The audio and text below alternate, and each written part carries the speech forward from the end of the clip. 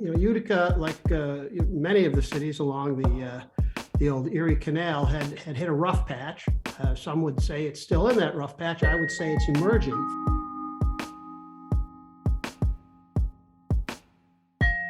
Hi there, it's WAMC News Director Ian Pickus. And on this episode of the WAMC News Podcast, the influence of refugees on Utica, New York.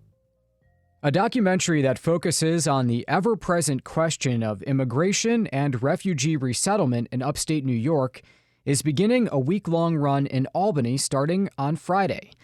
Utica, the Last Refuge, is a poignant exploration of how the city embraced refugees to turn around its falling population, fill vital jobs, and create a new future. So the kids has parents, You can put a mother and father because the parents we know. are here. Yeah. Yes, yeah. But And the kids I'll add the here. date for where we go. Okay. Okay. Yeah, just not all family, but Just the mom and dad. Okay. I came here on September 21st, 2010 from Iraq. Then I started here and go to school to ESL on second floor, and they found us a job. The movie also shows how political decisions trickle down to individual lives in the Mohawk Valley. Our old pal Dave Shinatri is a co-producer of the film, and he joins us now. Thanks for being here. Well, thank you very much for that introduction. Well, let's go back. I know this movie was made a couple of years ago. How did you get involved in the project? Well, the project originated with the director, Locke Phillips, and a cameraman a cinematographer that he works with frequently, Adam Bedian, who's a Central New Yorker. I had known Locke for years through other projects and other collaborations we had done. He'd been up to my classes at Utica. So when they were interested in the project, Locke called me to sort of sound me out on it. Did I think this was a viable story to tell, and what did I know about it? And as luck would have it, I had done, and you had put on your air a number of stories about refugee resettlement in Utica, various aspects of it. So I was able to answer Locke's questions, and then we just took it from there. How did Utica become so invested in refugee resettlement? Can you set the scene for us of, how the city has been changing in recent decades? Sure. Well, Utica, like many of the cities along the old Erie Canal, had hit a rough patch. Some would say it's still in that rough patch. I would say it's emerging from that. And, a city that had over 100,000 people in 1960 had lost 40% of its population. So we were down to about 60,000 by the year 2000. It was the influx of successive waves of refugees through the State Department's refugee resettlement program that helped to turn it around. The biggest, not the first, but the biggest influx was actually Bosnians, as the former Yugoslavia fell into civil war and split apart. We had in 1 year, I think it was 1996, 2,000 Bosnian refugees came to Utica, and in a couple of years after that, we had another 2,000. So that was the biggest of several waves. It really started actually with Amerasians after the Vietnam War, and a group of clergy who wanted to do something and sponsored a family, sponsored some people to come in, and then that was in the late 1970s. And then that grew into the program we have today. We've got, we have a number of, thousands of Russian refugees have come over the years, Ukrainians, prior to everything that's going on right now from the old Soviet Union under the Lautenberg program. They were some of the initial groups that came in. And then, of course, the Bosnians were the big one. And then people from Myanmar, Burmese, and Karen from the country formerly known as Burma. So, there've just been these groups that have come in number and brought with them their resilience, their skills, their desire to be able to, make a life for themselves. And that has helped Utica make a life for itself. One thing I really enjoy about this film, as a project, as a piece of journalism in a time and place, is that it shows you the step-by-step process for a family of refugees to be resettled in the U.S. And it really separates it from the political debates that are so often defined by, buzzwords and that kind of thing. And it shows what it's like to start over in a new country when you don't have any money and you've left with the clothes on your back. So the question I have for you is, what's the success rate for resettling refugees in Utica, and how do you see the changes brought by refugees? Well, one of the ways you see it is just to drive around the city.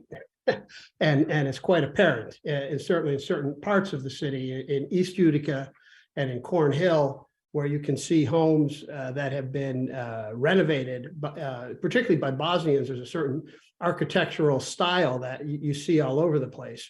But you also see it in small businesses, and you see it in the schools. You see it in when every year at Proctor High School, when they at graduation, they list the top 10 kids, students, and a number of them have these names that are from refugee families. You said, what's the success rate? And I don't know that I can put a number on it.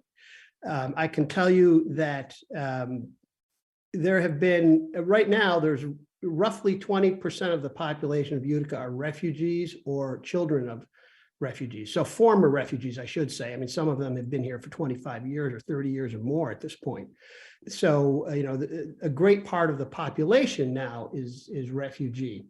And you can measure some of that success in what they do. There's always questions, and you're right to bring up the current political debate.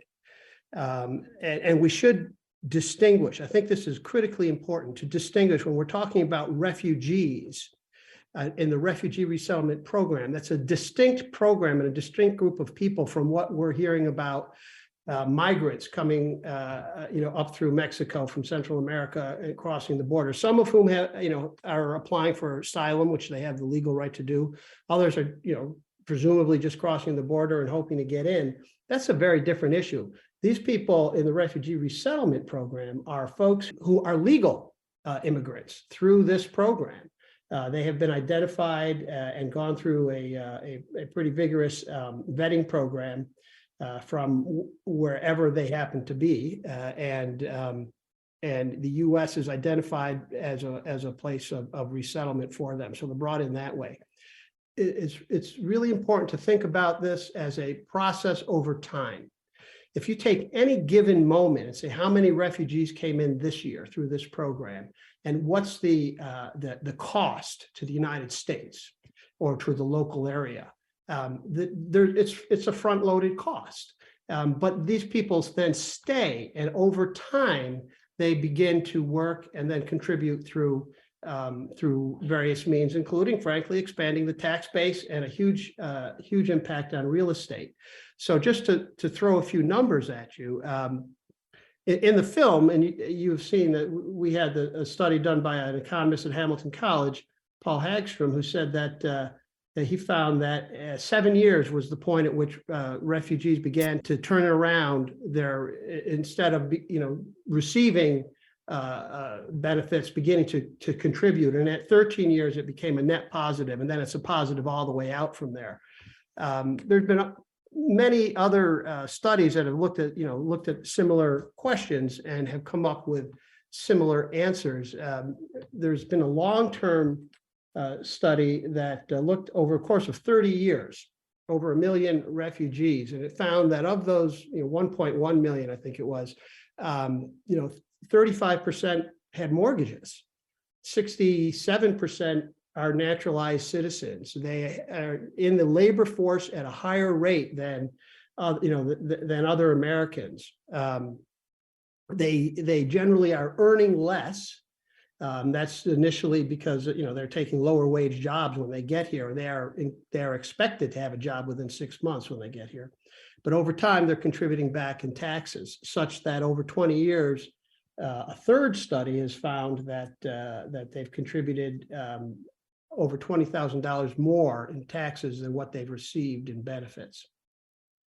And an additional point there is it's the next generation.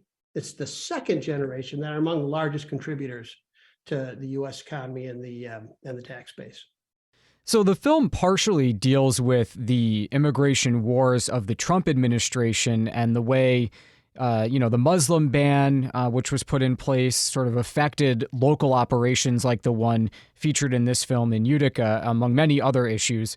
And I found myself wondering, how are things operating today under the Biden administration, which has had in some ways a different policy toward refugees and immigrants, although not totally. How are things running today in Utica?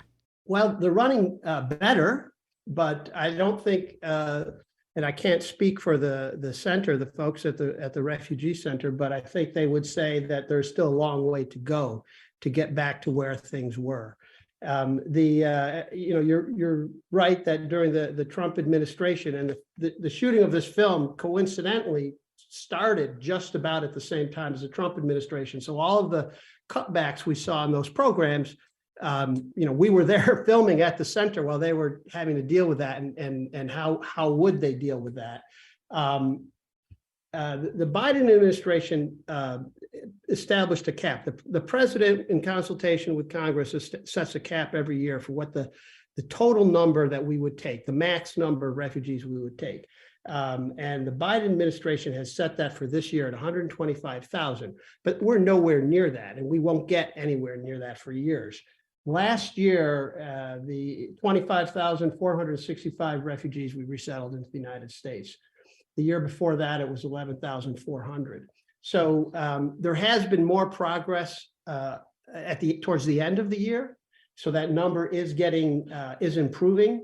But the system, there's a bottleneck because the system essentially was broken. The pipeline was broken of people coming through the organizations, these nonprofit organizations known as VOLAGs, set up overseas, and here in the U.S., like the Lutheran Immigration Service, which is the one that works in Utica.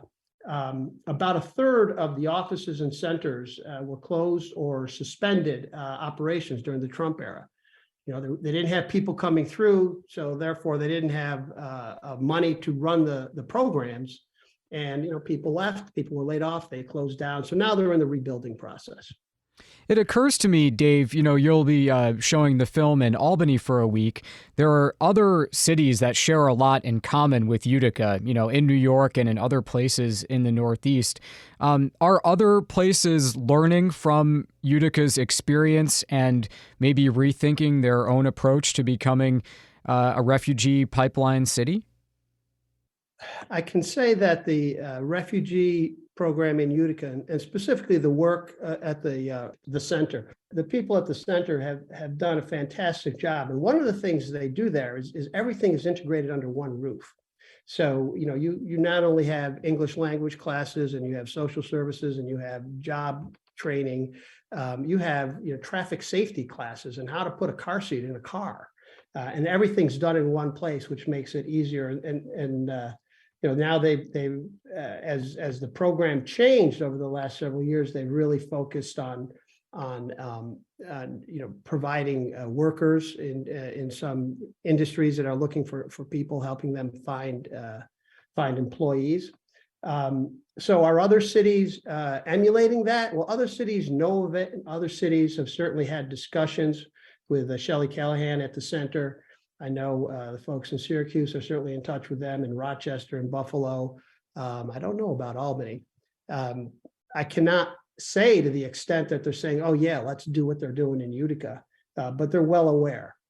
And I just want to say, for people listening who might be interested in learning more about the film, we did interview the filmmaker, and we have that interview with Locke available at WAMC.org, and we'll link to it with this interview with Dave Shinatry. Dave, thank you very much for taking the time. Congratulations on the project, and we're excited to have it in town. Great. Well, thank you very much, and thanks for having me and encouraging your audience to go see it. Okay, that does it for this episode of the WAMC News Podcast. Thanks so much for listening. Until next time, I'm Ian Pickus.